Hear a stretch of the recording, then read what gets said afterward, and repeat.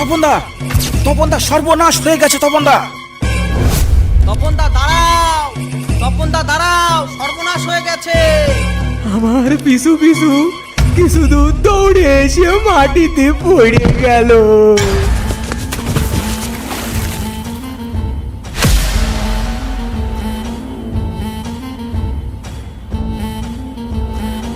তপনদা, তপনদা ওটা কি ভূত নাকি?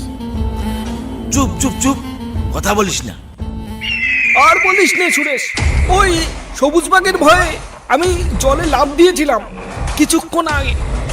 নবীন বাবু, আগে দুটো ফাঁকা গুলি ছোড়ো তো।